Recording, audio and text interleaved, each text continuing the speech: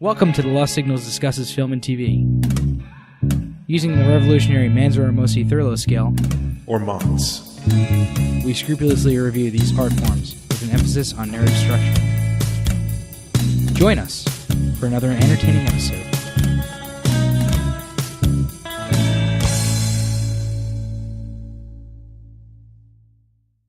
Hello and welcome back to the Lost Signals Discusses Film and TV.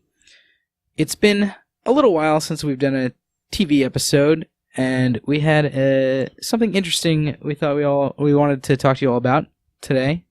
So we are going to be doing an episode on the Netflix Marvel shows on In Memoriam. Marvel In Memoriam, man. If you will. I'm going to be your host, Steve Mosi, joined today by Jonathan Ian Mazur. I mean, they died, Stan Lee died, Marvel's going nowhere. Hell in a Handbasket. And Scott Thurlow. And Netflix will be canceling me sometime soon. So, I thought that I wanted to start this episode off by kind of talking a little bit about what happened. How do we get here? As you may know... Do like a comic book. All of the... Yeah, exactly. All the pages flipping back. As you may know, all of the Netflix Marvel shows... which were Daredevil, Luke Cage, Jessica Jones, Iron Fist, The Punisher, and The Defenders, have been canceled at this point. And there's a lot of speculation as to what's going on with all this stuff. So kind of what we do know is that a while ago, Disney signed into a contract with Netflix where they were going to distribute a lot of their material. Shortly after that, they decided that they were going to buy Fox.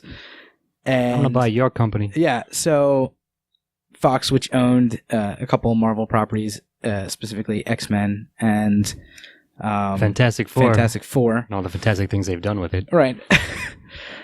So once that happened, it seemed like they kind of pulled away from Netflix, and there's been kind of a battle going on. They seem like they're a bit at odds, if you guys would agree with that. Well, that's a speculation, right? As you said, we don't know a lot of the details. We do know there was this deal going, and right in and around that time, that was when Netflix said, okay, we're canceling all the Marvel stuff. Technically, they're going to do one more season of Jessica Jones. But as of this point, like, I can't remember when exactly it happened, a couple months ago maybe.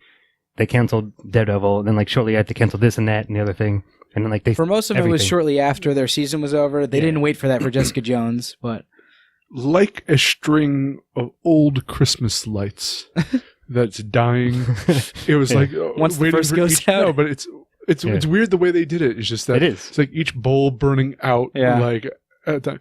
Why did they just cancel them all at once? That's like a good ripping the Band-Aid off. It was really strange. You're right. Like, who knows? Perhaps they were still holding out hope that they could save the other one. I wonder if there were negotiations that were failing. Dude, seriously, that's something. Sure. Speculating, like maybe they were in talks to like try to save it, but it didn't go through, obviously. So whatever did happen, and so now they have some of the rights to the stuff that Fox now or previously owned. But the way things turn out, Disney and the Disney-Fox merger just went through a few days ago as of this recording, I believe last week. Which means, if you don't know this, Disney now owns a majority share in Hulu, which they've got. We'll talk a little bit about that later, what's going on with Hulu. Just like the Hasbro game Monopoly. It's very interesting. Yes. Just as Hasbro had a monopoly on games, and they have the game Monopoly. So there's a lot of interesting what have you happening in the Marvel Square and kind of what's going on with Disney. All this started years ago when Marvel was kind of going down the tubes and Disney bought them and has been on a rampage of just taking over the entertainment industry ever since, which I have my own thoughts about. I'm not going to really go into them. That'll be a separate episode. But at this point, they have pulled out of all of their Netflix shows, which were actually really well liked, as far as, I could tell. I mean, Netflix doesn't really release specific numbers, but they were 6 of the highest rated shows on Netflix as far as what Netflix ever released has shown. So we wanted to talk about them. We've done a couple reviews about Netflix shows. Yeah, we did the Netflix we did Marvel Daredevil, shows, Jessica Jones.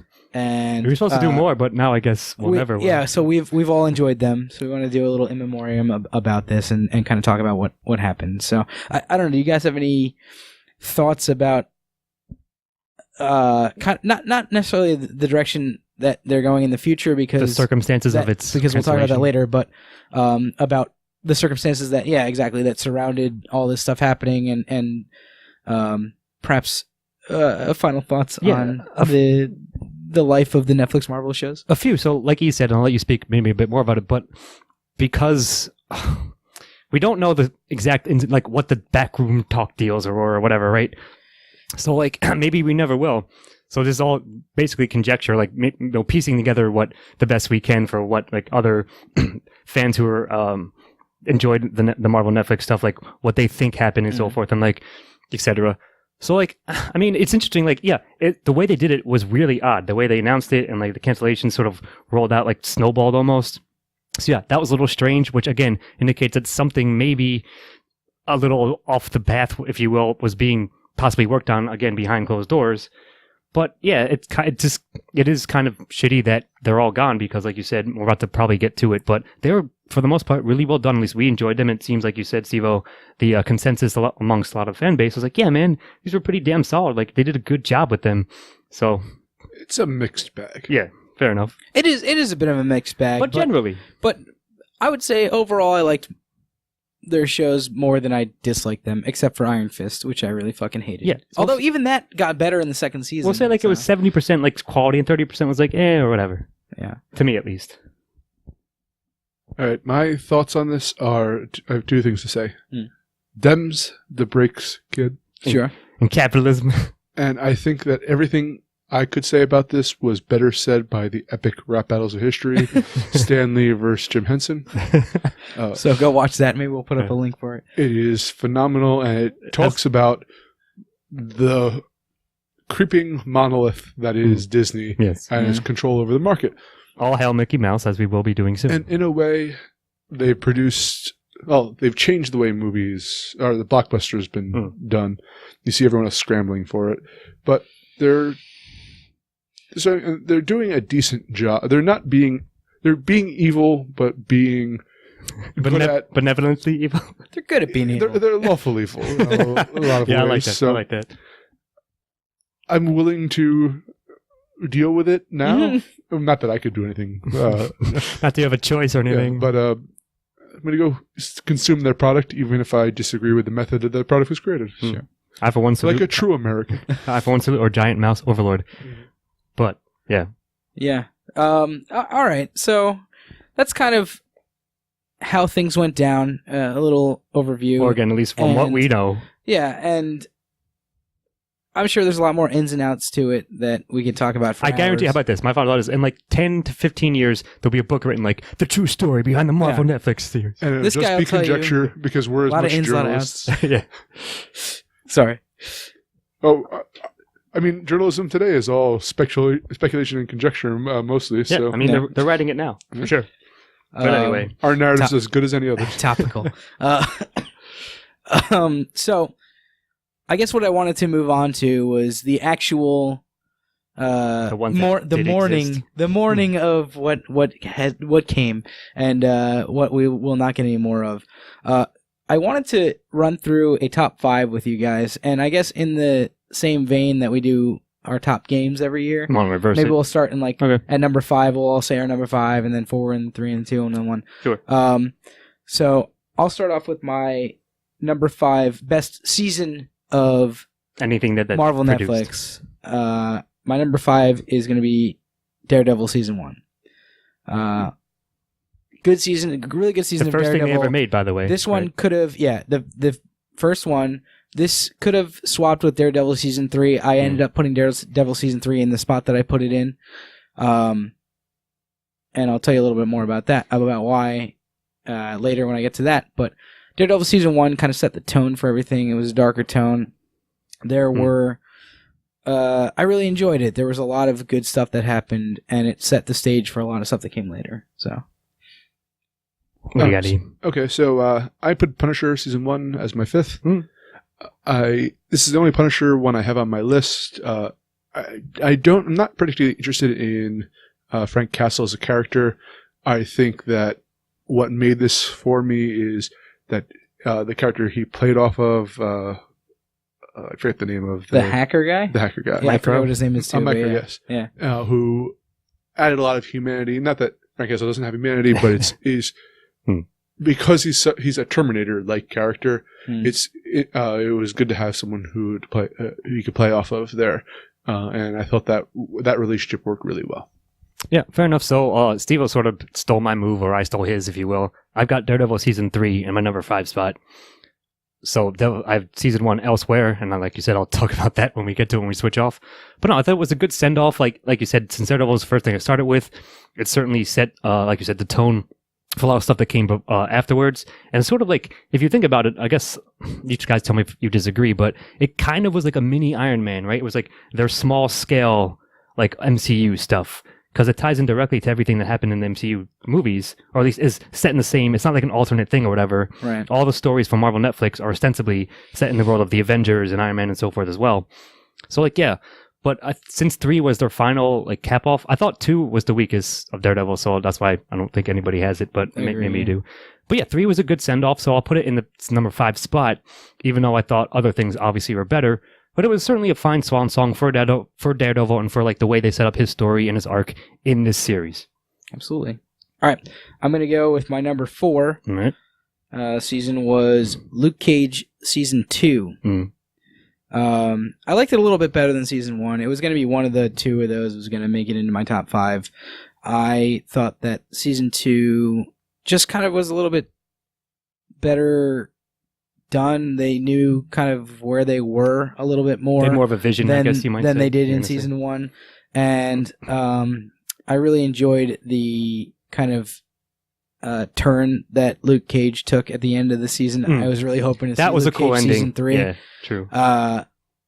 And obviously it's not going to happen now, but that was a very interesting turn for the character, and I'm probably the thing that put it over the edge for me. I'm right there with you. I've got Luke Cage season 2 as my number 4. I do like it better than the first season. I like the first half of the first season better because I thought Mahershala Ali, who was one of my favorite actors, and turned this B-list villain, Cottonmouth, into one of the most intriguing villains in the entire Netflix. Certainly in recent history, yeah. Absolutely. But the second part of it, Diamondback, wasn't particularly interesting.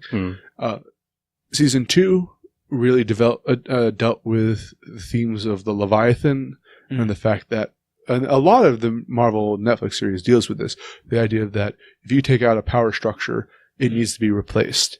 And unlike Matt Murdock, Luke Cage realizes that he has to become that power structure in order to keep balance. So he turns to the dark side a little bit to take the thing in. But it's a very practical aspect that right out of like the idea of like theory of power. And I thought that that explored and also the repercussions of actions and all of that. So yeah, I'm giving it my number 4 spot. It's a Machiavellian move. I mean, it's funny because I've got Luke Cage at season 1, but as you just mentioned, yes, certainly I thought the first 3/4, half of it was stronger, definitely because of Mahershala making that character so awesome and just an intriguing character to follow through, and certainly elevating it beyond sort of like the one-dimensional villain that I believe he was in the comics. So like, yeah, I do think, as you said, season 2 of Luke Cage maybe was a bit more fulfilled in like the vision they had, but like the grittiness of season 1, I have to give a lot of credit to, and that probably goes back to Daredevil season 1 as well. But it's tough. Yeah, I agree. Like between season 1 and 2 of Luke Cage, but for me personally, I think 1 just wins it, and almost a lot of it is due to Mahershala and against Mike Calder. I can see that. I was going to say, I think that it's interesting that you say that you initially said like 3/4 because he was only in it for like, I think it was exactly half. It might have been season. half it, whatever it was. But it felt like 3/4. Like he took up a lot of space in that first season. Yeah, he had a weight to him for sure. Honestly, he might be one of my favorite villains, and we'll talk about just that like in a minute, too. Biggie, the Biggie poster. Yeah, exactly. and all that stuff for sure. So I still see that shot where he's like wearing the crown, like standing in front of man. them. Like I don't know, It's so good. Just saying. But anyway, I'm going to move on to number 3. Yep. Which, for my number 3, I have Punisher season 1. Mm-hmm. I liked it better than season 2, just because there was some. I felt like I liked season 2, but I felt like there was a lot of inconsistent. Like season 2 was great for being badass. Sure. Season 1 had a little bit more of a good through line to it, and I thought that it was a little more consistent. So, and it had one of the most hardcore, like brutal endings. Yeah. I mean, that's a Punisher would do. Yeah, of course. So I'm gonna give it to Punisher season 1 for my number 3 spot. Yeah. He's not the scolder, man. He's the Punisher. Gonna fuck shit up. God. Amazing parody. I have Daredevil season 3 as my number 3. Okay. Wilson Fisk is one of my favorite characters of all time, both in the comics, but I love Vincent D'Onofrio's portrayal he was of badass, Wilson Fisk. for sure. He's my spirit animal. If I can become the Kingpin, I will have lived a life worth living. I even have a Fisk painting. He does. Of my own. I can attest to it, my friends out there. He has a Fisk-like painting. I think Daredevil season 2 was the weakest, and I think that anytime you bring up the hand, it felt so out of place in this world that they're crafting of just the grittiness of New York crime, that just adding a supernatural ninja assassins with magic abilities doesn't make sense in that context. I'm elevating this, elevating Daredevil 1 above this because I think of the importance of what Daredevil ushered in with its first season. Even though I think that I'm more interested in the combat in season 3 between Fisk and Daredevil because it's established with me and it doesn't have to have a lead up. But I really enjoy this season. I got you. Yeah, so again, cribbing off of Steve-O, I guess Punisher season 1 is my 3 spot. And yeah, I agree. Like, it had a bit more of a bite to it, if you will. Like, I didn't think anything was particularly wrong with season 2 of Punisher, just that it wasn't as strong as the first one. Like his introduction, like actually he's technically introduced in Daredevil, but then then he got his own story. And yeah, like I do think the micro thing is a good point, that like he sort of has a nice character to play off of. Like Frank Castle is just like, oh, I'm gonna kill everybody, fuck them. You're like, all right, thank you. Like I understand that that's your entire motivation, but yeah, so like it was really well done. And yeah, it had a bit more to say, I thought, especially regarding his themes, and like especially the theme of him being a vet from Iraq and so forth in Afghanistan. And like kind of updating it for that. So yeah, it was damn solid, and that's why I'll give it a number 3. Isn't it kind of sad that we can easily update Vietnam? Yeah, I mean, it's not a good thing that that's the case, that's doable, but it worked at least in this show. So even the more tragic. Yeah, I do really appreciate how much Punisher goes into kind of the issues that vets have after they come back, and it's always part of his character, but that is a show. That is one of the shows that of all the shows that I've seen, that's one of the shows that deals with that the most and like really goes the most in depth into it. And it doesn't get everything 100% right, but it gets a lot of it. I think it has a noble effort for what it's trying to do with that angle for sure. All right, so I'm going to move on to my number 2. Right, hit me. My number 2 is going to be Daredevil season 3, which I really enjoyed. I put it slightly above Daredevil season 1, and as I mentioned, Daredevil season 1 was my number 5. Daredevil season 3 was my number 2. These could have switched places easily. But what I really liked about Daredevil season 3 was that it escalated the conflict that was happening in Daredevil to a really good degree, and really got into the mindset, not like the head, not only of Matt Murdock, but also of Bullseye, the new villain from season 3, who I thought was a really interesting. I thought he was like character, a neat take on that, and Kingpin as well had this new dimension to him in this season of like kind of almost fear. Well, definitely of fear of losing what he had, right? Like which he didn't necessarily have in the first season. So. Yeah, Daredevil season 3 is going to be number 2. If only he hadn't fallen in love. Right. Fool. He would have been unstoppable.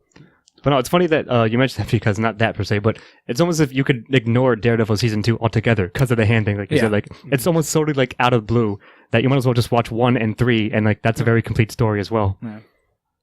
All right, so I have for my number 2 Jessica Jones season 1. I can't remember the guy's name, unfortunately, but he's David Tennant. Doctor Who, the detective from Broadchurch, is one of the great villains.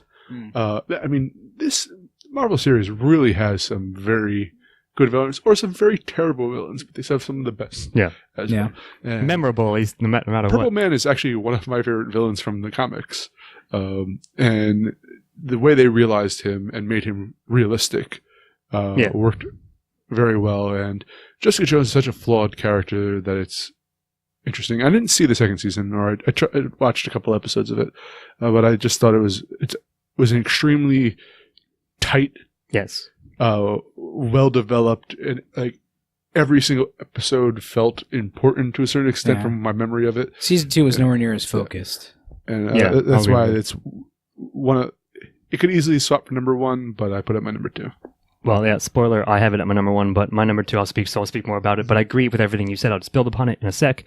But yeah, again, similar to Steve-O, stop stealing my fucking shit. I have Daredevil season 1 at number 2 spot, mostly because, not mostly, but a large degree of credit is due to what you said, E, because of the way it ushered in the rest of them. It certainly, like you said, set the bar and set it pretty highly as well. Like, it was a darker, grittier take, as you'd mentioned, Steve-O, and a more of an exploration of that character, and like not just Daredevil, but Matt Murdock and all his circle of like friends and family and so forth around him.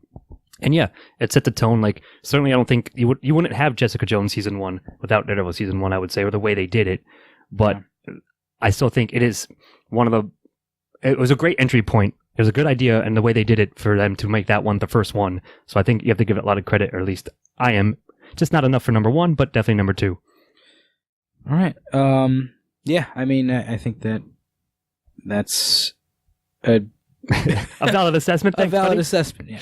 Yes. All right, so let me move on to my number 1 season of Netflix Marvel was Jessica Jones season 1. You bastard. And this was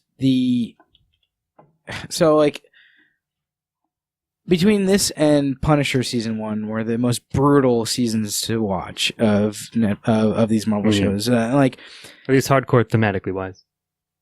Kristen Ritter does a really good job of playing this like kind of broken person who still like gets up every day and does her job, but there's something really bad, and she has to, like, throughout this season she has to explore it and figure it out. Face trauma, essentially. David Tennant does a really good job of playing one of the best villains, as you said, Ian. White privilege, the villain. Yeah, basically. She's just a real piece of shit. Who, you get a moment of like that. You understand why he's doing what he's doing, I guess. Well, I mean, I don't understand it, but I know. Oh, you do. You're a white male. I know what his reasoning is for. That's for what I mean. His what motivation, he's doing. man. And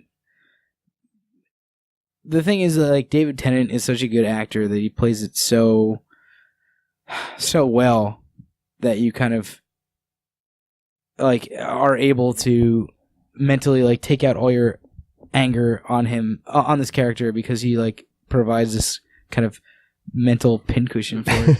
I also want to just, sorry for but I think it's so great because Purple Man works in the fact that he's the victim and a self-pitying angle to it, that it's you're one of the most powerful like villains and you're petty and you're upset that you have this power. And there's a number of times where he talks about like, oh, like you don't know what it's like the backlash I've had because of what I have to go through. And it's like, it's so, it is, myopic view is so fantastic. But exactly. And because of that, you see all these other people that do similar things in him.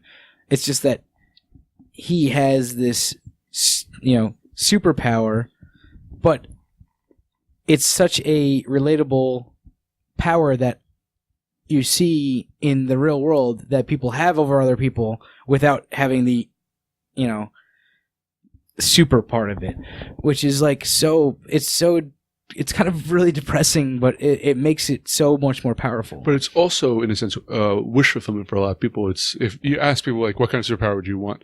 A lot of people want like mind control or something like that. Yeah, of course, and, like I do. And the fact that someone has that and is still just this miserable, petty individual is so frustrating. So it's kind of a destruction of your own wish fulfillment. Well, that's why I have it number 1 too. And as a joke goes, Kilgrave is the protagonist, and I'm Kilgrave, like as you guys like to say to me, at least Ian does. But yeah, I mean, you're all right. Like he basically has Professor X level shit. Like on a smaller scale, maybe, but it essentially works the same. And what does he do? He tells people to throw coffee in their face, like all this petty shit, because he feels like he's a victim. Not that I'm saying I feel like that. That's what but I would abuse my power in such a way to be petty to people if I had mind control. Tell people to throw coffee in their face. I would do it all day, every day, of course, because that's how petty I am with regards to humanity. But like on top of all that, like in all seriousness, like yeah, and so like he abused Jessica in her past, and she has to deal. She's trying to like deal with it the best she can, but it's a very traumatic experience as well as her own flaws. Like, you know, she drinks heavily and so forth, and she's trying to make ends meet, being sort of a small time private eye, and it's all like hardcore. Like, it's almost a fucking noir story, which of course I'm going to like regardless in any genre. And given that, yeah, it just happens to be within the MCU, but that's why I thought like I said, I don't think you get something like that without Daredevil 1, at least there to set the tone for it, set the pace. Right. But I think Jessica Jones season 1 is better than Daredevil 1, as obviously because of that. But that's why I have Daredevil season 1 as my number 1. Because of its influence. Yeah, it's tough. Because of his influence. And fair enough. It's also just a very good season. I think, yeah, what came afterwards, again, it was a mixed bag, as we all admitted, but there are better seasons. It's just that this one, I think you said set the bar. Yeah. And it set the bar pretty high, and that some managed to go over. But it introduced Fisk, again, my favorite. And you got to see his growth from being like kind of an angry older man into embracing it and finding purpose through like a love that he came up, which turned out to be his downfall in the end. It's just Murdoch it's finding almost out like a Shakespearean tale with Daredevil. It's always about the power struggles in the better Marvel shows. So yeah, man. I mean, I think I like all our picks. Of course, I like mine. But I think like we roughly like more or less like not exactly the same, obviously, but by and large, I think we agree the ones that were good for the same reasons, and you can like roughly shuffle them around and still give them the praise they deserve. That's true. All right, I want to ask a couple quick questions while we're still on the topic of the shows themselves. Hit me. Who is your favorite villain? I'm gonna let you guys go first. Fisk. This one's tough because I just said Kilgrave, but like I said, Cottonmouth is... They're like...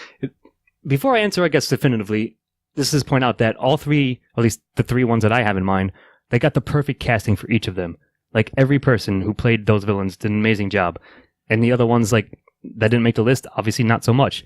So again, I probably would have to, I guess, for consistency's sake, stick with Kilgrave. Although I do think Fisk is probably just below that, and then I'd put like Cottonmouth as a villain, but as Mahershala's betrayal of him. So, can I just throw in another one, though? It's not up my top, maybe it's in my top 5, but it's not my top 3. Sure. I loved Black Mariah. She was a good character because for sure as well. Of the sheer flaws she had as a villain.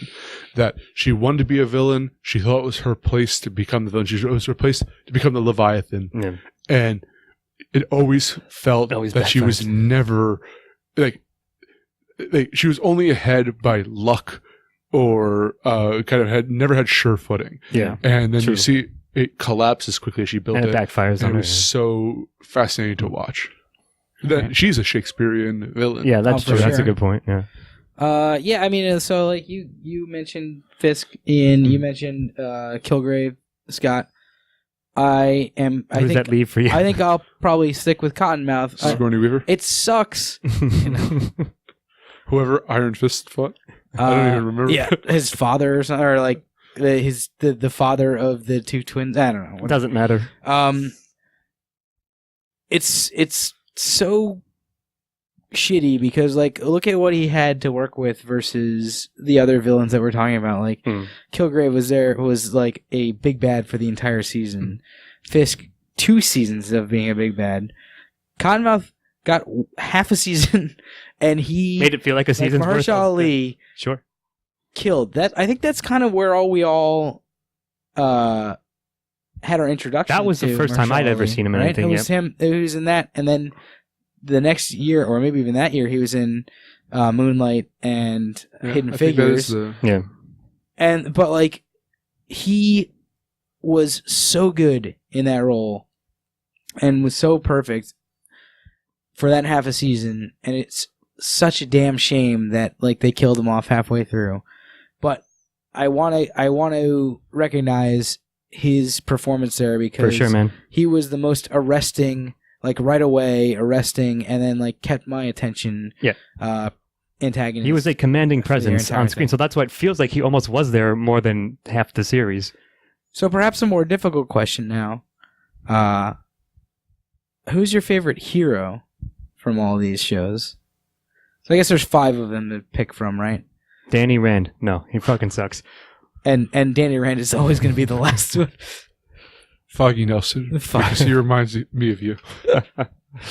Fucking Foggy, man. Hey, Well, you can have Foggy. I might say... I was one of the Bash brothers from Mighty Ducks. Mhm. Indeed. Ooh. What do you guys think? So, my first instinct is go with Matt Murdock. Like, again, just because... Not just because, but he was the first one. And I think it's tough to say this, but I will put it forth and possibly convince myself further that he's the most well-rounded of the heroes in the whole Marvel Netflix series. Like, yes, maybe by default because he got to have 3 seasons, even though the second one I thought was kind of weak. It actually almost devolved him as a character to me. But again, between season 1 and 2, and like he even pops up even in Defenders, he's pretty damn solid. I just like I can't remember, Charlie Cox, I think, is the guy who plays him. Yeah. His like sort of low key, like very calm and like polite voice, but then when he comes Daredevil, he's still kind of like that, but he's more like obviously menacing and like fear inducing.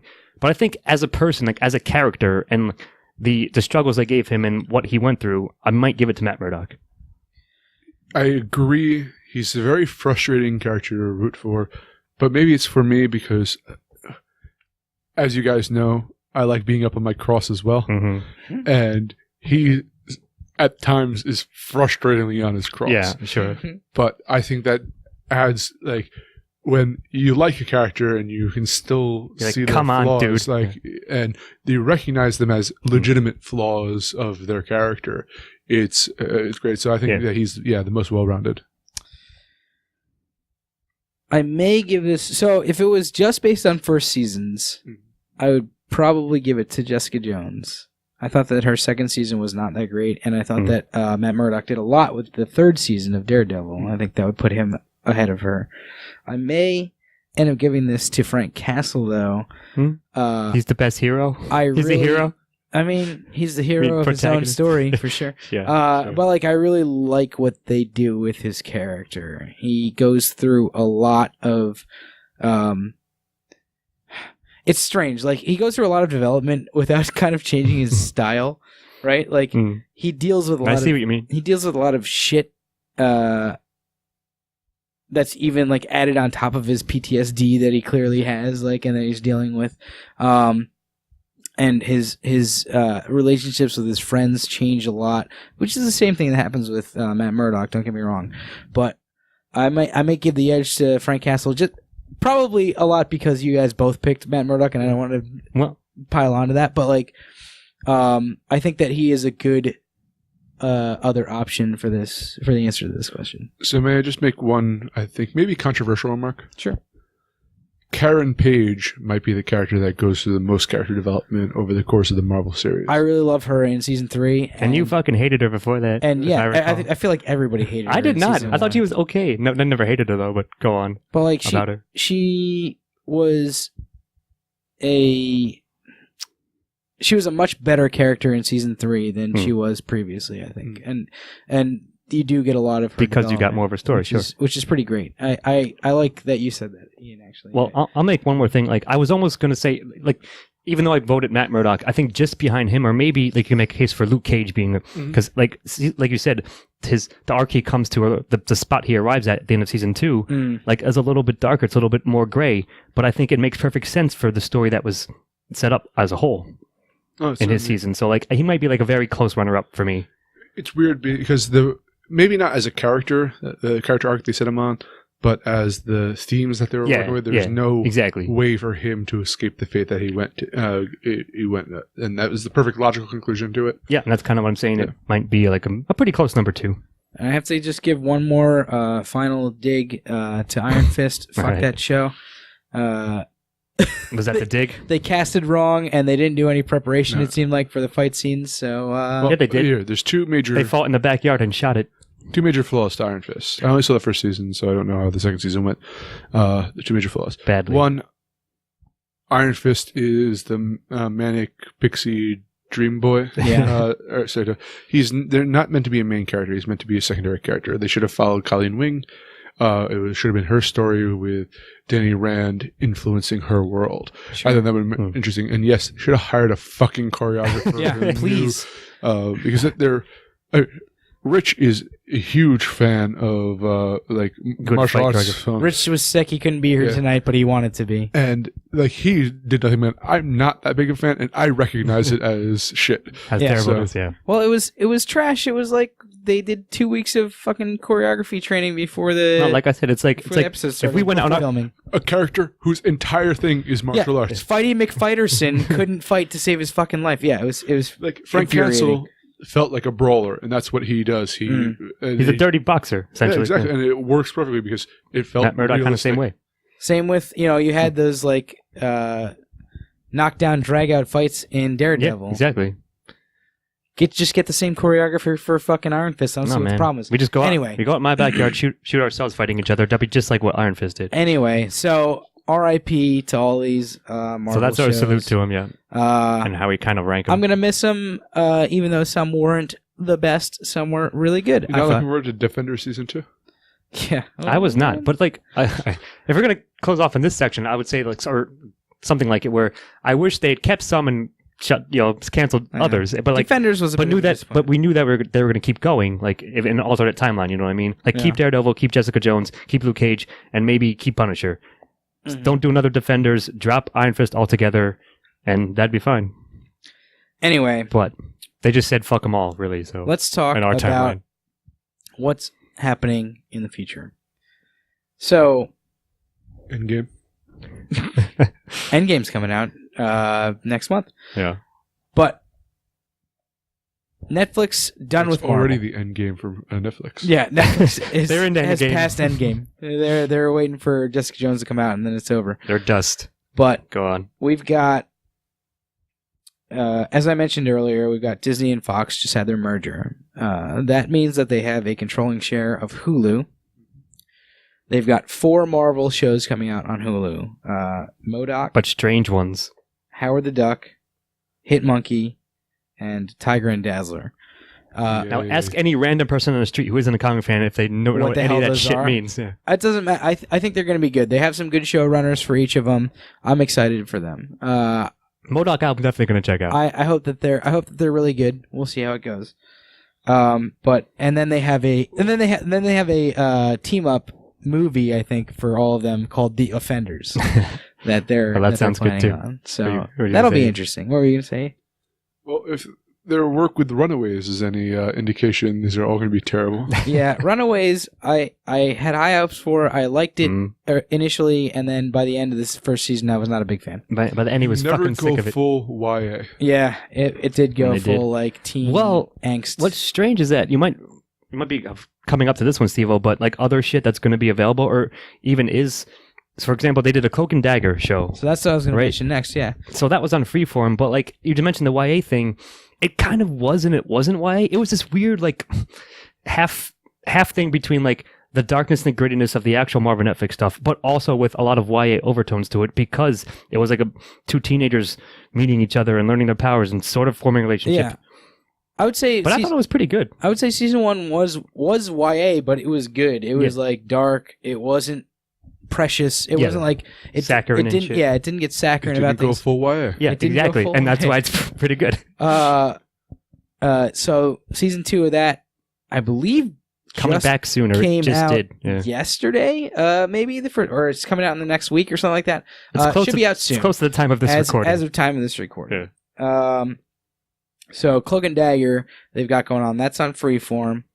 So I mentioned Hulu, What else mentioned are they Freeform. doing anything else? Yes, they are doing Like the Loki shit or Disney whatever? Plus, which I guarantee they're gonna have a bunch more shows on this. The only one that I really know about is the Loki spin-off that they're doing. which I believe Tom Hiddleston is going to be in. And we'll see how that goes. I think that they're shooting bold for idea. like a teen audience with the Disney Plus shows. Like, I don't think they're trying to go super dark or anything with them. So we'll see how it goes. I cannot imagine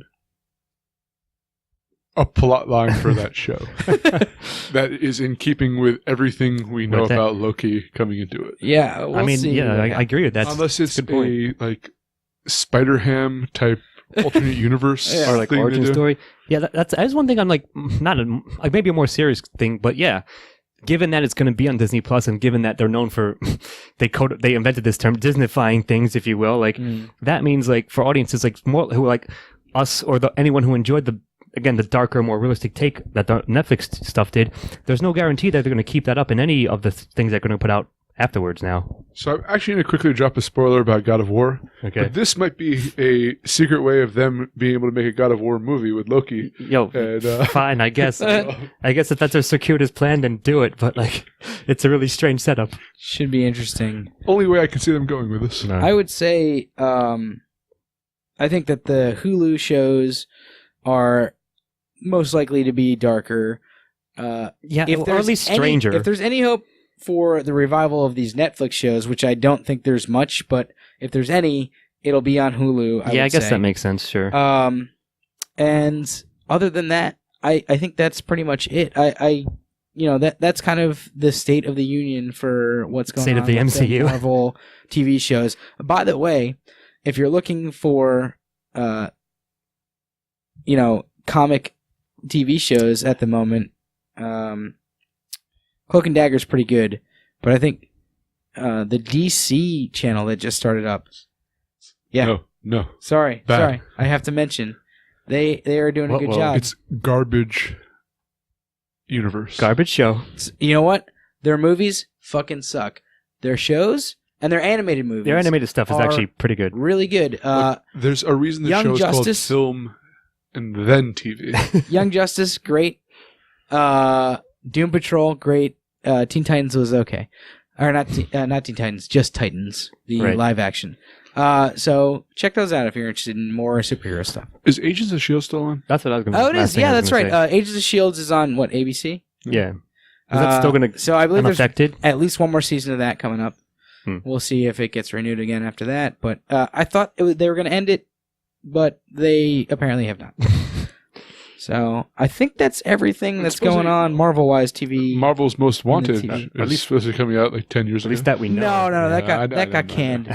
Unfortunately, or maybe they'll bring it back. Unfortunately, now. the two people left Agents of S.H.I.E.L.D. to go do that show, and then they fucking canceled it. They couldn't write, and they didn't write them back onto the show. Yeah. So sucks for them, I guess. But so that's it. Anybody else have any other final comments to make about anything? I mean, like we did our salute, and it kind of sucks. Like we said, if somewhat in our position that enjoyed the Netflix stuff, but there are other things coming out, and some of which I'm kind of interested in. And you're right, we will see if they do revive something in some manner, in some way, shape, or form. Like probably on Hulu. And I'm definitely checking out MODOK. I will say that. Yeah. And Cloak and Dagger was also solid, so I do recommend that. I'll second that recommendation as well. I'm really looking forward to Game of Thrones coming back. That's what I'm... And, until it gets canceled. And Netflix is a when Captain Marvel shows up. Fantastic show on Netflix right now called Love, Death, and Robots. Yeah. Which I want to give a shout out to. Yeah.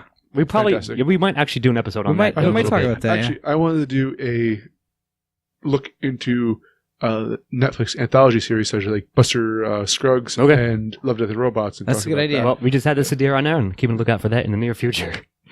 All right. Well, this has been our Marvel salute, Marvel Netflix Memoriam, as you said. Exactly. Let's wrap this up. So, thank you for joining us, R.I.P. Marvel Netflix again, and I have been your host, Steve Ramosi, and I have been joined tonight by Jonathan Ian Mezer. Sometimes you have to let the fires burn a little to encourage new growth. And Scott Thrill. And all of you, pick up that coffee and throw it in your face. Good night.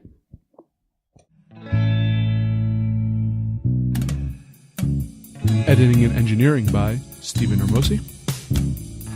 Music by Christopher Morgan. Check us out on YouTube and iTunes for the shows, and on Facebook and Twitter for updates. moths?